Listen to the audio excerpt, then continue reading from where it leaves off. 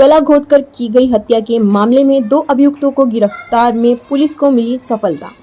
अगस्त माह में e rickshaw चालक की गला घोटकर की गई हत्या के मामले में थाना देहात कोतवाली प्रभारी चंद्र सैनी ने अपनी पुलिस टीम के सहयोग से जोरदार भंडाफोड़ करते हुए मृतक की ई रिक्शा की 4 बैटरी, घटना में प्रयुक्त सेंट्रो कार सहित अन्य सामान भी बरामद कर लिया है। जिस हत्याकांड में 2 अभियुक्तों की गिरफ्तारी हुई, जिसका एसपी सिटी अभिमन्यु मांगलिक द्वारा प्रेस वार्ता कर किया गया खुलासा।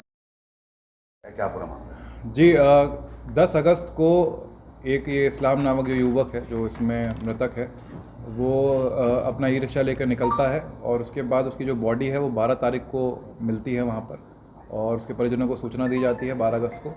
उसकी बॉडी बारिश होने के कारण डिकम्पोज हो चुकी होती है और जब उसकी बॉडी को हमने पीएम कराते हैं तो पीएम में बेसिकली उसके लोअर बॉडी पे बर्न इंजरीज काफ़ी आती हैं और जो डेथ का रीज़न है वो क्लियर नहीं हो पाता है। इसमें हमने सीसीटीवी देखी जाती हैं। जो ये ई रिक्शा में इसके साथ लास्ट में बैठा हुआ दिखता है वो जुनैद नामक व्यक्ति है और हम उसी पर काम कर रहे होते हैं। जुनैद काफ़ी टाइम से हम जुनैद की तलाश में थे लेकिन जुनैद हमें मिल नहीं पा रहा था। ये बाहर कहीं ट्रक ड्राइवर में खलासी का काम करता है और बाहर ज़्यादातर प्रदेश के बाहर ही रहता है। अभी बड़ी मुश्किल से हमने ये जुनैद को पकड़ा और उसके बाद जब इसने पूरा खुलासा किया घटना का तो उसने बताया कि ये सारी घटना इसके द्वारा कारित इसके ई रिक्शा और उसमें जो बैटरी थे उसको चुराने के मोटिव से की गई थी। इन दोनों ने पहले 10 तारीख को साथ में जाकर जंगल में नशा किया। नशा करने के बाद जैसे ही थोड़ी सी बेहोशी की हालत में ये मृतक आया उसके बाद उसके मुंह पर हाथ लगाकर उसका जब तक वो मर नहीं गया तब तक उसने ये प्रयास किया उसको मारने का। उसके बाद उसकी पहचान छिपाने के लिए, बॉडी की पहचान छिपाने के लिए उसने लाइटर से उसको जलाने का भी प्रयास किया उसकी बॉडी को, लेकिन उसमें वो कामयाब नहीं हो पाया। और ये इसमें जैसे उसने बताया कि इसने ई रिक्शा और उसमें जो बैटरी थे और उसका जो सामान था वो इसने फैज़ान नामक कबाड़ी को बेचा है और उसको भी गिरफ़्तार कर लिया है। जिस गाड़ी में ये इसकी बैटरी, ई रिक्शा की बैटरी ट्रांसपोर्ट हुई थी उसको भी हमने बरामद कर लिया सेंट्रो गाड़ी को, और ई रिक्शा भी जो इसने छिपा के खड़ा कर दिया था उसको भी हमने बरामद कर दिया।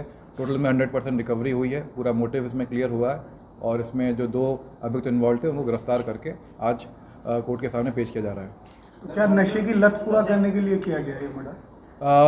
कह सकते हैं कि दोनों पहले एक दूसरे को जानते भी थे, साथ में नशा भी करते थे और जो पैसों की दरकार थी उसकी वो नशे और बाकी जो उसके अपने शौक थे उसको पूरा करने के लिए थे। सेंट्रो गाड़ी जो प्रयोग की गई है इस घटना में तो वो चोरी की थी या इनमें से किसी की? अभी उसकी अब हम एक बार जांच कर रहे हैं। उसके जो रजिस्ट्रेशन नंबर है उसको हम रन कराएंगे। अभी तक पता चल रहा है कि वो जो कबाड़ी है जिसके सामान बेचा गया था उसी की गाड़ी है, उसी का स्वामित्व है उसमें। उसको एक बार हम आरटीओ रिकॉर्ड से चेक करवाएंगे कि गाड़ी चोरी की तो नहीं है। सर जुनैद ने इससे पहले भी कोई आपराधिक इतिहास कराया? जी नहीं, आपराधिक इतिहास कोई नहीं। इन्होंने क्या ये कुछ बताया स्मैक के बारे में? स्मैक इजीली प्रोवाइड अगर सिटी के इलाकों में हो रही है, जैसे मान लीजिए कोतवाली देहात में स्मैक है ले रहे लोग, तो कहाँ से स्मैक सप्लाई की जा रही है, बिक रही है? जी ये जो हमारा कोतवाली देहात का चिल्काना रोड वाला एरिया है वहाँ पे पहले भी काफ़ी कंप्लेंट्स आई हुई थी। काफ़ी गांव हैं वहाँ पर जो चिल्काना के माध्यम से या फिर चिल्काना से लगा हुआ जो हमारा हरियाणा है वहाँ के माध्यम से स्मैक आती है।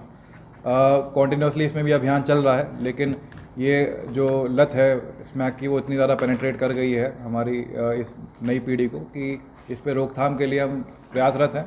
लेकिन फिर भी कोशिश चल रही है, अभियान चल रहा है, फिर भी ऐसे जो चोरी की या फिर इस तरह की हत्या की घटनाएं स्मैक की वजह से हो रही हैं और इस पर हम आगे प्रयास करेंगे कि इस पर काबू पाया जाए। ठीक है।